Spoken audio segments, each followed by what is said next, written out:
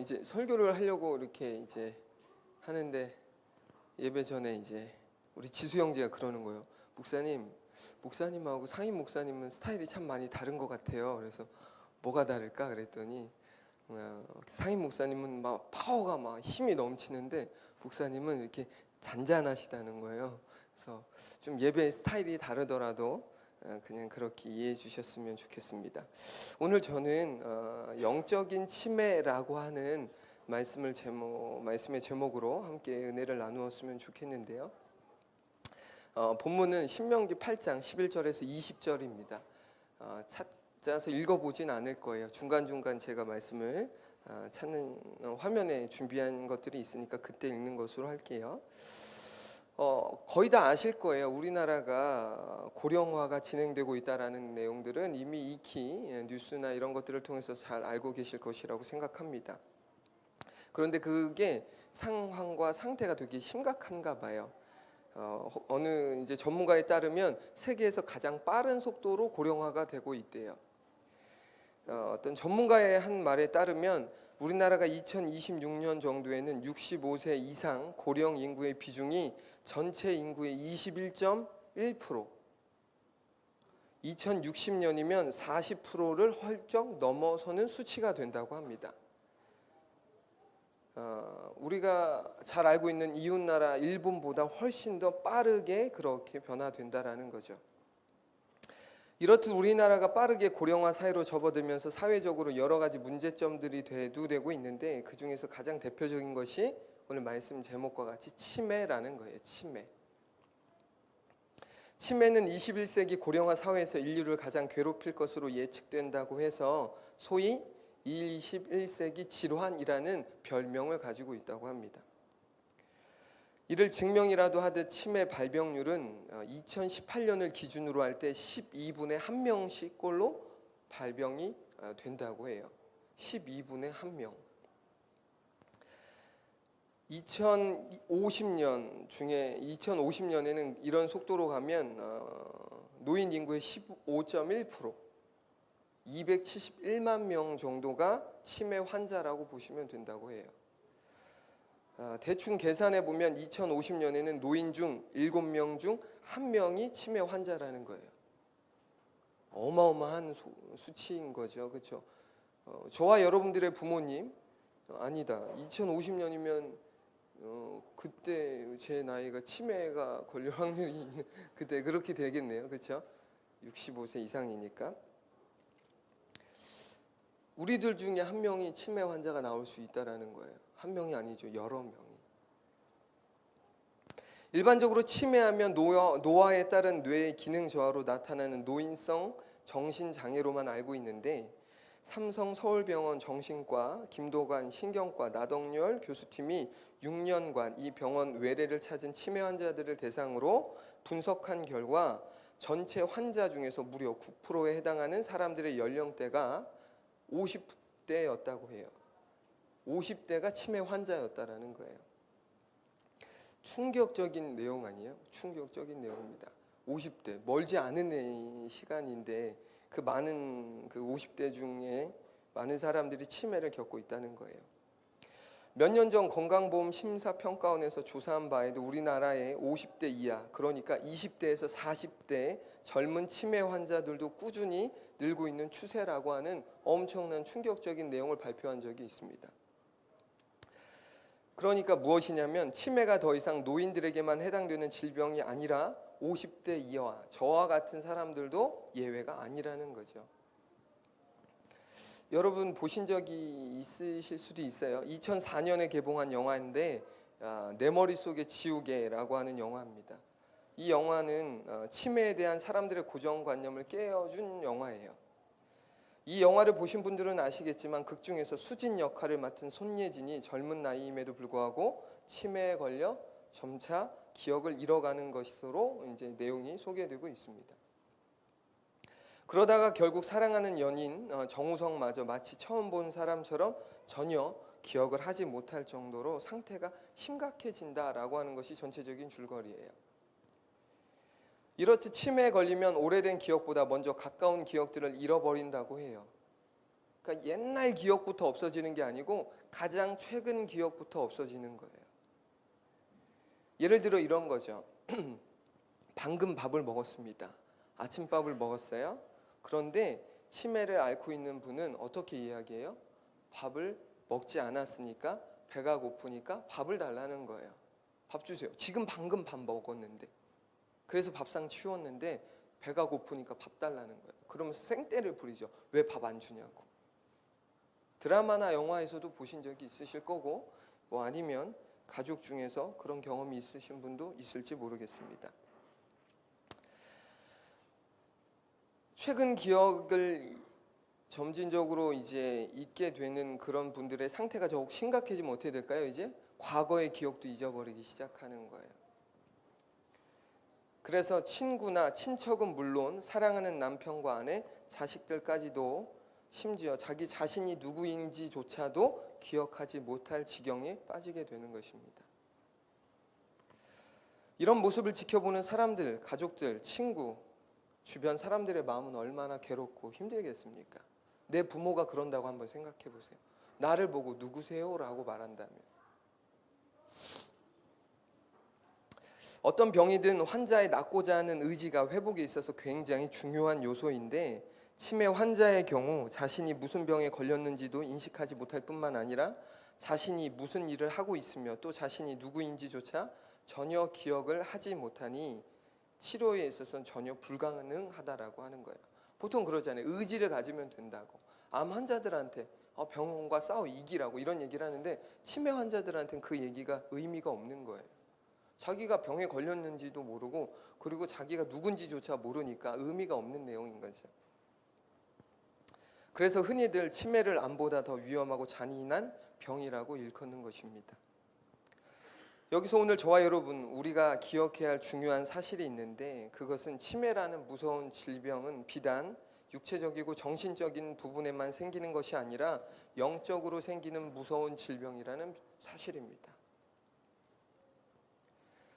병의 심각성으로만 따진다면 정신적인 치매보다 영적인 치매가 훨씬 더 위험하고 무섭다라고 말씀드릴 수 있어요.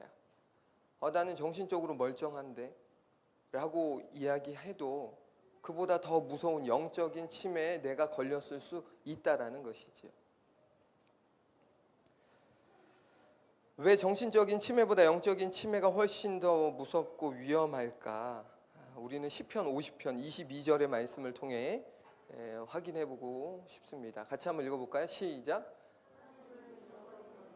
이제 이를 생각하라. 그렇지 아니하면 내가 너희를 찢으리니 건질 자 없으리라. 아멘.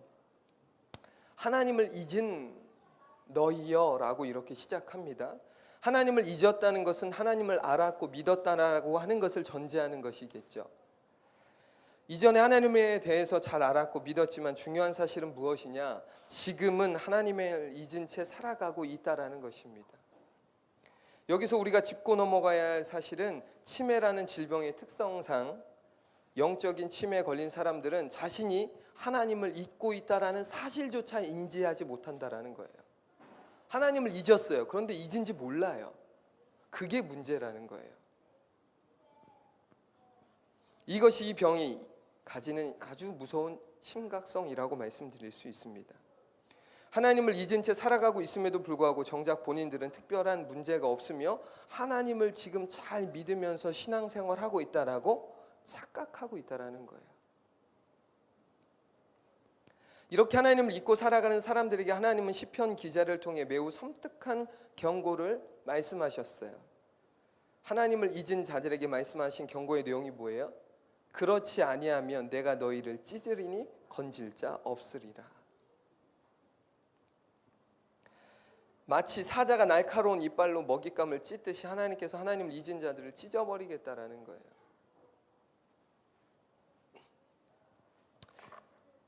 하나님의 이 살벌한 경고를 오늘 우리가 특별히 주목해야 하는 이유는 언젠가부터 한국교회 하나님을 잊고 사는 사람들, 즉 영적인 치매에 걸린 사람들이 급증하고 있기 때문에 그렇습니다.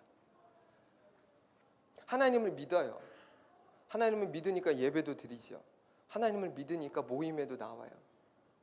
그런데 문제는 하나님을 잊고 사는 사람들이 많다는 거예요. 어디에? 교회 안에요. 교회 밖이 아니라 교회 안에 말이에요. 수많은 사람들이 하나님을 믿는다고 말하지만 삶 속에서 믿음의 대상이신 하나님을 까맣게 잊고 살아갈 뿐만 아니라 자신이 누구이며 무엇을 위해 살아야 하는 사람인지 망각한 채 하나님을 믿지 않는 세상 사람들과 별반 다르지 않게 그렇게 살아간다라는 것입니다. 그렇게 6일을 정신없이 살다가 주일 예배 시간에 잠깐 정신을 차리고 하나님을 기억하려고 애씁니다. 그러나 문제는 예배당을 빠져나옴과 동시에 조금 전 들었던 말씀도 예배당에 놓고 나온다라는 거예요. 무슨 말씀을 들었는지. 제가 목회할 때 저도 주일에 한 번 설교했거든요. 예배가 한 번밖에 없었어요. 흔히 말하는 수요 예배 없었고 금요 예배 없었고 새벽 예배 없었어요. 주일에 한 번 설교했어요. 제가 성도들한테 물어봤어요. 지난주 설교의 내용이 기억이 나냐고. 지난주 설교의 말씀이 기억나시는 분 손 한번 들어보세요. 지난주 우리 말씀을 들었어요. 그 말씀이 기억나시는 분 계세요? 손을 든 분이 계세요. 감사합니다. 근데 죄송한데 거의 다 없을 거예요. 본문? 핵심 줄거리? 기억이 안 나요. 제가 왜 일주일에 한 번 설교했냐면 일주일에 한 번 설교도 기억이 안 나는데 새벽 설교, 수요 설교, 금요 설교를 기억할까요? 음식으로 치면 소화가 안 된 상태에서 또 음식을 먹는 거랑 똑같아요. 많은 음식을 먹는 게 중요한 게 아니라 적당한 음식을 먹고 내 안에서 소화를 시키는 과정이 필요한 것처럼 하나님의 말씀을 들을 때에도 마찬가지거든요. 말씀을 들어요. 그럼 그 말씀이 내 안에서 소화가 되는 시간이 필요해요. 그러면서 곱씹어보고 이 말씀이 나에게 무슨 의미가 있고 나에게 주님이 뭐라고 말씀하시는지를 귀 기울여 들으면서 그 말씀을 계속해서 생각해보는 그 묵상의 과정이 필요하잖아요. 근데 그 과정이 없이 또 말씀을 듣습니다. 그러면서 또 적용을 하고 또 기도를 해요. 그렇게 하다 보면 또 어떻게 되는 거예요? 주일날 들었던 말씀은 기억조차 나지 않습니다. 저라고 예외일까요? 저도 예외가 아니에요. 임팩트가 있는 설교는 기억나요. 그러나 잔잔한 내용의 약간 평이한 설교의 내용은 기억이 나지 않아요. 물론 집중을 하지 않았을 수도 있고요.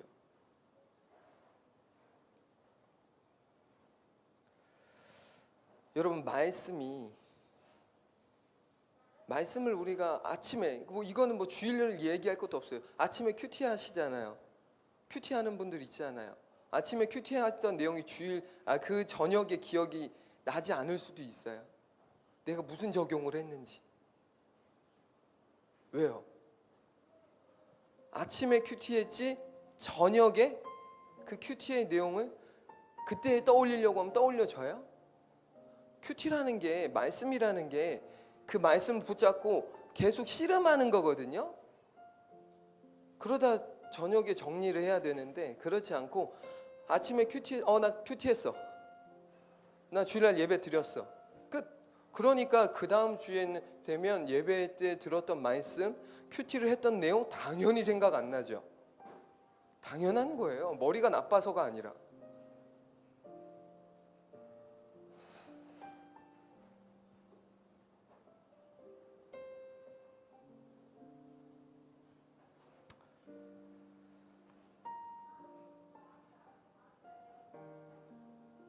우리는 말씀을 기억하지 못할 뿐만 아니라 말씀이신 하나님을 기억하지 않고 살아갈 때가 참 많습니다.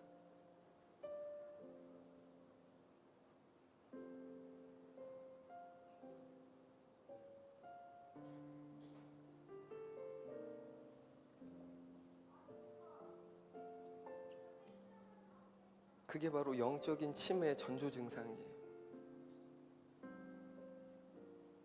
그렇게 삶을 꾸준히 살잖아요. 하나님을 믿는다고 말하는데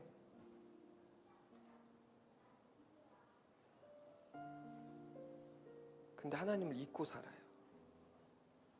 오늘 말씀이 어떤 말씀이냐면 신명기 8장의 이 말씀이요. 신명기에 모세의 설교들이 3편이 기록되어 있는데 그 중에 2번째 설교거든요. 근데 이 2번째 설교를 이제 모세가 하는데 이 타이밍이 어떤 타이밍이냐면 40년의 광야 생활을 마감하고 가나안 땅에 들어가기 직전에 이스라엘 백성 그 사람들에게 어떻게 가나안 땅에서 살아야 되는지 그것을 가르친 내용이에요. 이때 모세가 강조한 것이 있는데 11절 한번 볼까요? 한번 읽어보겠습니다. 시작. 내가 오늘 내게 명하는 여호와의 명령과 법도와 규례를 지키지 아니하고 내 하나님 여호와를 잊어버리지 않도록 삼갈지어다. 아멘. 모세는 약속의 땅 가나안에 들어가 살게 될 2세대 이스라엘 백성들이겠죠. 가나안 땅에 들어가는 건 1세대가 아니니까요. 2세대 이스라엘 백성들에게 하나님의 율법을 따라 살 것을 간곡히 권하면서 하나님을 잊지 않도록 삼갈지어다. 잊지 말라고 강조합니다. 하나님을 잊지 말라는 강조를 모세는 짧은 이 8장의 본문에서 무려 4차례 언급해요. 4차례. 다음 슬라이드 한번 볼까요? 11절 저희가 방금 읽었어요. 14절 읽어볼까요? 시작. 내 마음이 교만하여 내 하나님 여호와를 잊어버릴까 염려하노라. 18절 내 하나님 여호와를 기억하라. 19절 내가 만일 내 하나님 여호와를 잊어버리고. 왜 이렇게 모세가 이스라엘 백성에게 하나님을 잊지 말라고 거듭 강조했을까요? 출애굽을 했던 1세대 이스라엘 백성들이 영적인 치매에 걸려 하나님의 은혜와 크신 능력을 잊은 결과 여호수아와 갈렙을 제외하고는 모두가 약속의 땅 가나안에 들어가지 못하고 광야에서 죽어야 했기 때문에 그렇습니다. 그들은 누구보다 하나님의 크신 은혜를 직접 보았고 경험했음에도 불구하고 결정적인 순간에 하나님을 잊음으로 불평했고 불신했습니다. 하나님을 잊은 거예요. 방금 홍해를 지났는데, 방금 하나님 주신 그 만나의 추라기를 먹었는데 잊는 거예요.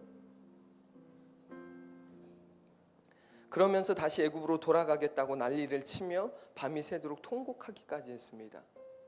다시 돌아가겠다고. 하나님이 구원해 주셨는데 다시 거기로 돌아가겠다는 거예요. 이것이 비단 출애굽을 했던 1세대 이스라엘 백성들만의 어리석음과 미련함일까? 아니라는 거예요. 영적인 치매에 걸려 하나님을 잊으면 누구나 그렇게 된다라고 지금 모세가 강조하는 거예요. 그러니까 뭐라는 거예요? 잊지 말라는 거예요. 잊어버리지 말라는 거예요. 영적인 치매에 걸려 하나님을 잊으면 누구나 그렇게 되기 때문에 그렇습니다. 그렇게 모세는 약속의 땅 가나안에 들어가게 될 출애굽 2세대인 이스라엘 백성들에게 거듭해서 하나님을 잊지 말 것을 계속해서 강조하는 거예요. 잊지 마, 기억해.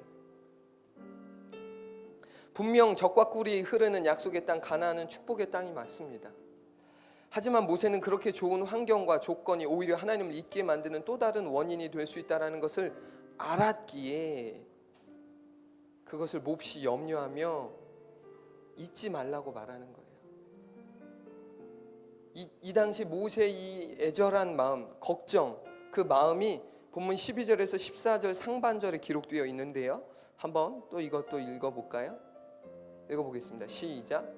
내가 먹어서 배부르고 아름다운 집을 짓고 거주하게 되며 또 내 소와 양이 번성하며 내 은금이 증식되며 내 소유가 다 풍부하게 될 때에 내 마음이 교만하여 내 하나님 여호와를 잊어버릴까 염려하노라. 아멘. 우리 속담에 잘 아시는 이런 말 있죠. 개구리 올챙이 쪽 생각하지 못한다라는 말.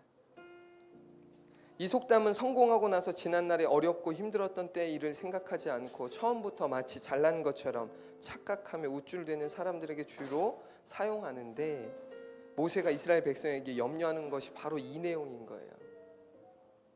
40년 동안 광야에서 만나만 먹다가 가나안 땅에서 각종 과일과 여러 다양한 음식들을 먹으니 얼마나 맛있었겠습니까?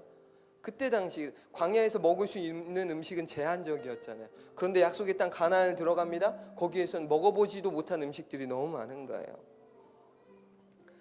여러분, 이들 중에는 과일을 처음으로 맛본 사람들도 있었을 거예요. 그렇죠? 광야에서 태어났으면 그렇죠. 먹어본 적이 없는 거. 이게 과일이라는 거야. 이게 과일이야. 우와, 어마어마하게 맛있다. 광야에서 태어났거나 출애굽할 당시 매우 어렸다라면 충분히 그럴 수 있겠죠. 그뿐입니까? 광야에서 줄곧 불편하고 번거로운 텐트 생활을 하다가 더 이상 이동하지 않아도 되는 아름다운 집에서 생활을 하니 얼마나 편안하고 안락했겠어요. 구름 기둥 이동하면 걷어가지고 이동했었어야 돼요. 이사를 밥 먹듯이 했었어야 합니다. 그런데 이젠 더 이상 그러지 않아도 돼요.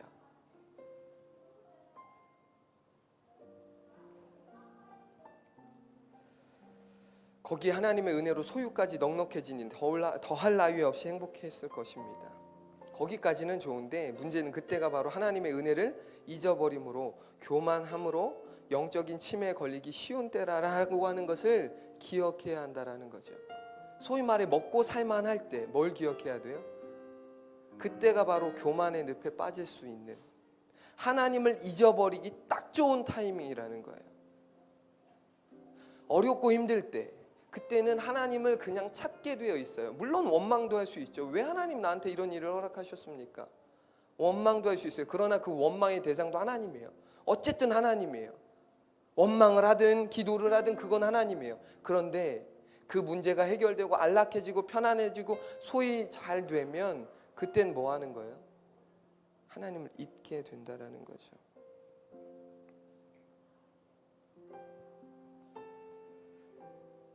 이것을 너무나 모세가 잘 알았기에 이를 염려하면서 광야에서 베풀어 주셨던 하나님의 은혜들을 이스라엘 백성에게 이렇게 상기시킵니다. 14절에서 16절 읽어볼까요? 시작. 여호와는 너를 애굽 땅 종되었던 집에서 이끌어내시고 너를 인도하여 그 광대하고 위험한 광야 곧 불뱀과 전갈이 있고 물이 없는 간주한 땅을 지나게 하셨으며 또 너를 위하여 단단한 반석에서 물을 내셨으며 내 조상들도 알지 못하던 만나를 광야에서 내게 먹이셨나니 이는 다 너를 낮추시며 너를 시험하사 마침내 내게 복을 주려 하심이었느니라. 아멘. 하나님께서는 애굽의 종노릇 하던 이스라엘 백성들을 구원하여 주셨을 뿐만 아니라 40년 동안 한결같이 척박한 광야에서 먹을 음식과 마실 물을 공급해 주셨습니다. 그리고 낮에는 구름 기둥과 불 기둥으로 이스라엘 백성을 안전하게 보호해 주셨어요. 마치 엄마가 갓난아기를 보호하듯 말이에요. 모세가 이것을 다시 한번 강조한 이유는 그들이 몰라서가 아니에요. 가나안 땅에 들어가 살게 될 출애굽 2세대들이 풍요로움에 도취된 나머지 하나님을 잊어버릴 것 같은 우려가 그에게 있었기 때문이죠. 여러분, 처음부터 교만한 사람 보셨어요? 그런 사람은 없어요. 처음부터 교만한 사람은 없습니다. 이스라엘 백성이 약속의 땅 가나안에 들어간다고 해서 곧바로 교만해졌을까요? 당연히 아니죠. 광야에서는 전혀 맛볼 수 없었던 음식들을 먹으면서, 그리고 이동용 텐트가 아닌 아름답고 안전한 집에 살면서 소떼와 양떼가 날이 갈수록 늘어가는 부족함이 없음을 느끼면서 하나님께 감사와 찬양을 올려드렸을 거예요. 그러나 문제는 이 마음이 계속 유지되지 않았을 거라는 거죠. 하루가 가고 이틀이 가고 한 달이 가고 두 달이 가고 이 시간이 지남에 따라 이렇게 큰 하나님의 은혜들에 대한 감동과 감사가 점점 줄어들 그때 어느 순간부터는 어떤 마음이 드는 거예요? 하나님의 은혜가 당연한 것으로 여겨지는 거죠. 이거 원래 있었던 거잖아. 원래 누렸던 거잖아. 당연한 거잖아. 그러면서 교만이라고 하는 늪에 빠지는 거죠. 하나님의 은혜가 보이지 않고 당연한 것들이 되는 거예요. 그러다가 한술 더 떠서 이 모든 것이 하나님의 은혜가 아니라 자신의 수고와 노력 덕분이라고 교만의 극치를 달리게 되는 것입니다. 17절입니다. 시작. 그러나 내가 마음에 이르기를 내 능력과 내 손의 힘으로 내가 이 재물을 얻었다 말할 것이라. 처음엔 뭐라고 고백한다고요? 하나님 감사합니다. 이런 은혜 베풀어 주셔서 감사합니다. 그러다 시간이 지나면 어떻게 고백해요? 이거 내가 한 거야. 내가 열심히 수고하고 땀 흘려서 내가 얻은 거야.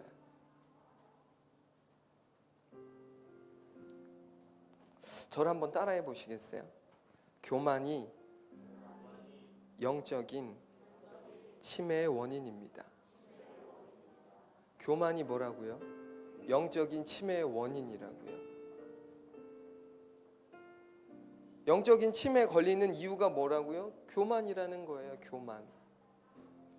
교만은 그냥 어떤 우쭐됨이 아니라 하나님을 잊는 것이 교만이고, 하나님 없이도 살아갈 수 있고 살 수 있다라고, 할 수 있다라고 하는 생각이, 그런 마음이 교만입니다. 거들먹거리고 막 이렇게 어떤 태도적인 부분은 그건 말할 것도 아니고, 진짜 교만이 뭐예요? 하나님 없이도 할 수 있을 것 같고 하나님 없이도 살 수 있을 것 같은 그런 스물스물 올라오는 그런 마음. 기도하지 않아도, 하나님을 간절히 예배하지 않아도 사는데 지장이 없을 것 같은 그런 마음이 들 땐, 그땐 이미 교만의 늪에 깊이 빠진 거예요. 한 번쯤 예배 안 드리면 어때? 그때는 이미 내가 많이 교만하구나, 하나님 없이도 내가 삶을 살 수 있다고 지금 착각하는 거구나.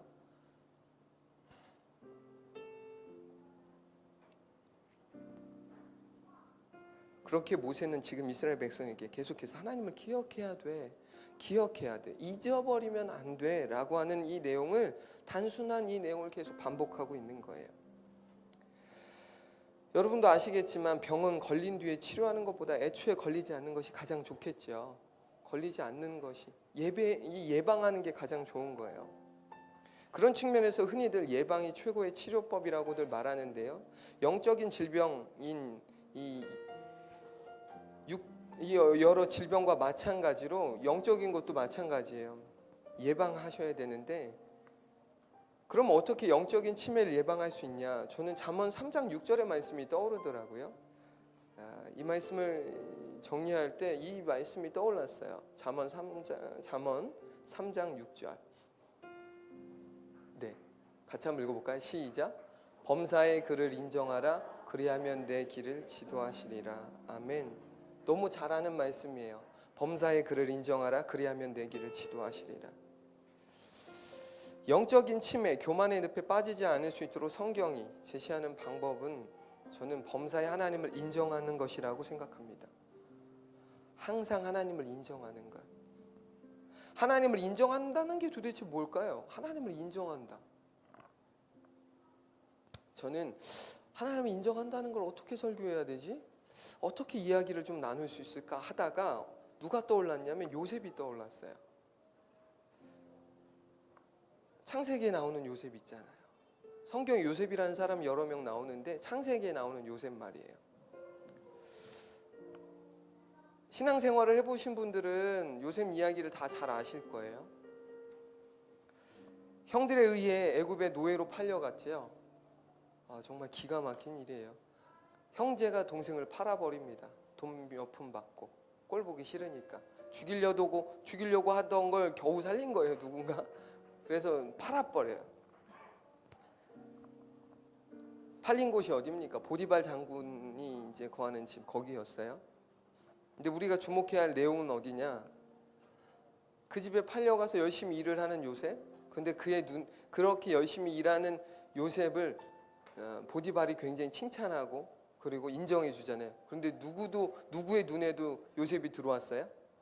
보디발의 안주인의 눈에도 그가 너무 좋아 보이기 시작하는 거예요. 근데 그 좋음은 다른 좋음이었어요.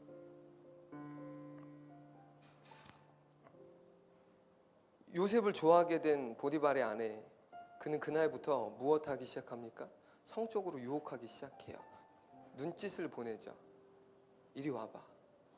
나 너하고 할 말이 있어. 우리 둘이만 있자. 뭐 이런 식의 눈빛을 보내는 거예요. 문제는 뭐예요? 이런 유혹이 하루 이틀이 아니라 성경은 말합니다. 그게 날마다였다라고. 날마다 눈짓하는 거예요. 날마다 무언의 메시지를 보내는 거죠. 이리 와. 가까이. 이런 말 있죠. 10번 치고 안 넘어가는 나무 없다. 지금 딱 보디발의 아내가 그러는 거예요. 10번 찍어 안 넘어가는 나무 없다고 보디발의 장군의 아내는 그런 마음으로 포기하지 않고 날마다 요셉을 유혹합니다. 저는 이 대목을 묵상하면서 무슨 생각이 번뜩 들었냐면, 보디발의 이 아내가 처음 요셉에게 처음 그랬을까? 요셉에게 처음 그랬을까?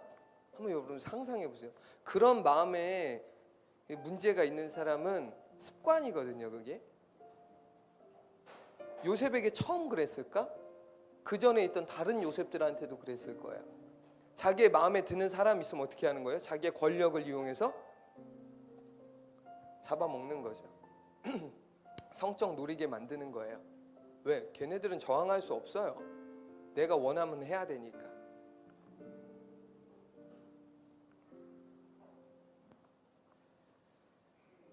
모르긴 몰라도 그녀는 처음이 아니었을 것이고, 다른 사람들은 10번 찍을 것도 없이 한 번에 다 나가 떨어졌을 거예요. 일로 와. 아주 은밀한 제안을 하죠. 나하고 너만 아는 거야. 그러면 걔네들이 어떻게 해요? 거부할 수 없겠죠. 노예들이 무슨 거부를 해요? 오히려 좋아했을 수도 있어요. 그런데 어찌된 일인지 요셉이라는 놈은 끝까지 안주인의 요구에 응하지 않는 거예요.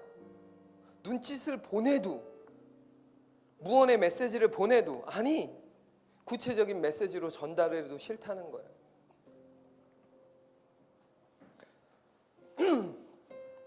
여러분, 노예의 신분이었던 요셉이 안주인의 요구를 거부하고 거절한다는 것이 쉬운 일일까요? 우리는 직장 상사의 요구도 거부하기 힘들어요. 그렇지 않아요? 직장 생활에서 상사가, 사장이 무언가를 요구할 때 그것을 거부하는 것도, 싫다고 말하는 것도 힘들어요. 왜? 잘리면 어떡해? 그렇죠, 도윤? 잘리면 어떡해요? 사장 눈에 한번 그렇게 되면 손해보는 건 난데? 그렇지 않아요? 이거는 직원의 개념이 아니잖아요. 노예잖아요. 노예. 그냥 그 사람의 거예요. 물건이라고요. 물건. 근데 물건이 거절을 해? 거부를 해? 말이 안 되는 거예요. 그냥 어디 가서 그냥 죽여도 아무 티도 안 나는 거죠. 그리고 남편한테 이렇게 포장할 수 있잖아요. 일을 시켰는데 걔가 멍청해가지고 저 우물에 빠졌네. 그래서 죽었어요. 라고 말해도 누구도 뭐 노예 많은데, 걔 말고도 많은데, 그렇지 않겠어요? 얼마든지 그렇게 이야기할 수 있는 내용이에요. 그렇게 해서 요셉을 처리할 수도 있었어요. 그것을 노예였던 요셉도 너무 잘 알았겠죠. 그럼에도 불구하고 요셉은 죽으면 죽으리라와 같은 믿음으로 날마다 안주인의 노골적인 요구를 거절했어요. 그러던 어느 날 요셉에게는 엄청난 위기, 요셉에게는 위기, 보디발 장군의 아내, 그 안주인에게는 엄청난 기회가 찾아옵니다. 누군가에겐 위기인데 누군가에겐 기회죠. 다들 어디를 갔는지 그 큰 집에 요셉과 보디발의 아내 둘만 있게 된 거예요. 저는 이 내용도 묵상하면서 무슨 생각이 들었냐, 이거는 함정이었다라는 생각이 들더라고요. 그 큰 집에 얼마나 컸을지 모르겠지만 이 당시 정말 권력이 어마어마한 사람이었단 말이에요. 근데 그 큰 집에 둘만 있다? 그 아내를 따르는 여자들 당연히 있지 않았겠어요? 시종들, 몸종들 있었을 건데 걔네들도 하나도 없는 거예요. 그럴 수 있었던 건 어떻게 됐을까요? 그 여자가 다 연막 작전이죠. 다 작전을 짠 거예요. 다 어디론가 가라고 했겠죠. 자리를 피하라고 했겠죠. 그리고 둘만 있을 수 있는 절호의 타이밍을 만들어서 그때 적극적으로 구해야 합니다. 옷을 벗겨버려요. 그리고 구체적으로 얘기하죠. 자자. 아무도 없어. 너와 나만 아는 거야. 그때 요셉은 자기의 옷을 버려두고 그 장소를 간신히 빠져나왔다고 이야기하지요. 여기서 우리가 주목해야 될 것, 오늘 메시지와 제가 이 메시지를 묵상하면서 떠올렸던 이 내용이 뭐냐, 요셉이 그렇게 그런 위기의 상황에서 자기의 옷을 버려두고 그 장소를 간신히 빠져나올 때 그가 그렇게 할 수 있었던 대담한 용기, 그가 그렇게 할 수 있었던 그 무언가가 무엇이었을까? 창세기 39장 9절에 이런 고백을 해요. 읽어보겠습니다. 시작. 이 집에는 나보다 큰 이가 없으며 주인이 아무것도 내게 금하지 아니하였어도 금한 것은 당신뿐이니 당신은 그의 아내임이라. 그런즉 내가 어찌 이 큰 악을 행하여 하나님께 죄를 지으리이까. 아멘. 별 볼 일 없는 노예 신분이었던 요셉이었지만 보디발 장군은 요셉을 아주 특별히 신망하고 신임을 해서 그 집안의 모든 것들을 맡겨버렸어요. 그런 맥락에서 보면 보세요. 이 집에는 나보다 큰 이가 없으며 주인이 아무것도 내게 금하지 아니하였어도 다 할할 수 있는 권한을 주었다는 거예요. 누가? 보디발이. 그러면 어떻게 고백해야 돼요? 금한 것은 당신뿐이니 당신은 그의 아내임이라. 그런즉 여기의 내용이 어떻게 기록돼야 되냐? 내가 어찌 이 큰 악을 행하여 주인께 죄를 지으리까? 이렇게 얘기해야 돼요. 자연스러운 문맥적 이 흐름에는 주인이 나에게 이런 어마어마한 은혜를 베풀어 주셨어요. 주인이 나에게 이런 특별한 임무를 주셨어요. 그러면 요셉이 이렇게 얘기해야 자연스러운 거라고요. 보디발 장군, 나의 주인이 그렇게 나에게 특별한 권한과 권리를 주었는데 내가 어떻게 주인을 배신할 수 있겠습니까? 라고 말해야 되는데 이 상황에 이때 뭐라고 얘기해요? 내가 어찌 이 큰 악을 행하여 하나님께 죄를 짓겠습니까? 요셉의 눈에 들어온 건 주인이 아니에요. 누구예요? 하나님이었다는 거예요. 여러분 생각해 보세요. 노예였던 요셉. 근데 요셉이 원래 신분이 노예였습니까? 그는 사랑받는 아들이었어요. 귀한 사랑받는 채색 옷을 입을 만큼 사랑받는 아들이었어요. 그런 그가 형들에 의해 팔림으로 인하여 지금 하루아침에 노예가 됐어요. 그렇다면 하나님께 원망하면서 하나님을 의식하기보단 누구에게 잘 보여야 돼요. 이제는 보디발한테 잘 보여야 되는 거잖아요. 그리고 보디발을 신경 써야 되는 거잖아요. 근데 그는 보디발을 신경 쓰지 않아요. 누구를 신경 써요? 하나님을 신경 쓰는 거예요. 하나님을 의식하는 거예요.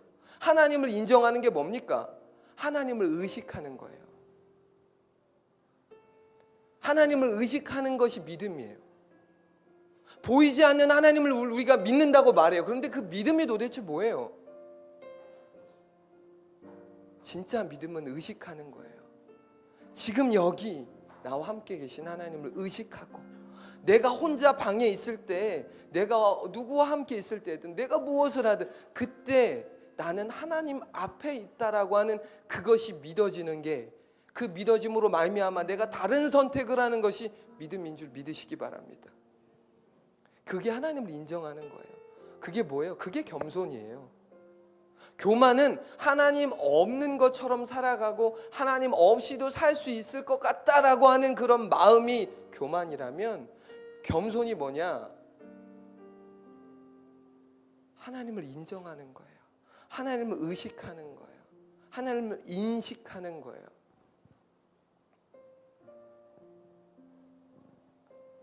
그러면 우린 다른 선택을 할 수 있어요. 다른 결정을 할 수 있습니다.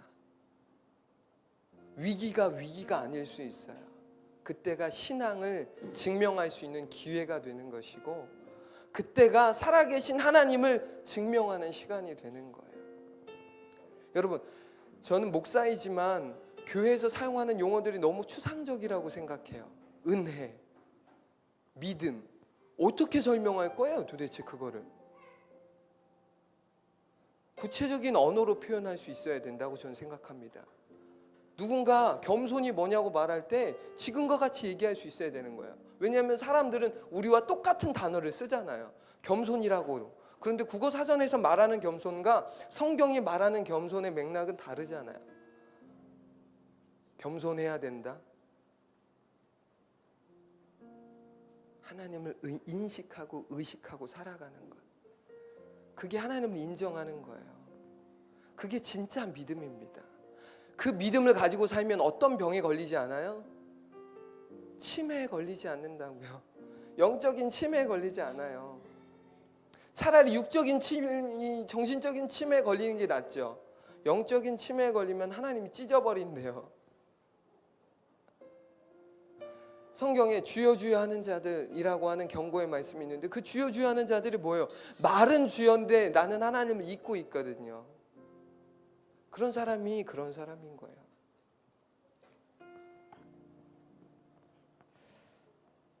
어쩌면 저도 그렇고 이 시간 예배하는 여러분들 중에 영적인 침에 이미 걸려있는 분이 계실지도 몰라요. 나는 아니야. 전 죄송하지만 제가 아까 앞서 말씀드렸던 것처럼 제가 설교를 하기 싫은 이유가 이런 거거든요. 하나님을 잊고 살 때가 너무 많은 거예요. 제가 하나님 인식하지 못할 때가 너무 많은 거예요. 그러니까 너무 괴롭더라고요. 내가 이런 설교를 할 자격이 있나? 오해하지 마세요. 저는 이렇게 살고 있어서 설교하는 게 아니고요. 이게 성경이 말하는 믿음이고요. 영적인 침에 걸리지 않을 수 있는 예방법이라고 저는 소개하는 거고, 저 역시도 이 시간을 들어 회개하려고 해요. 나는 하나님을 잊고 있었는데 그냥 먹고 사는 것이 바쁘다 보니까, 그리고 눈앞에 보이는 문제가 너무 커 보여서 그냥 그 문제만 해결하고 싶어가지고 아둥바둥 사는 내 모습에 하나님을 잊어버리고 그냥 열심히 사는 그런 내 모습. 혹시 저와 같은 마음이라면 같이 이 시간 찬양하면서 좀 기도했으면 좋겠습니다. 우리 같이 한번 찬양할까요?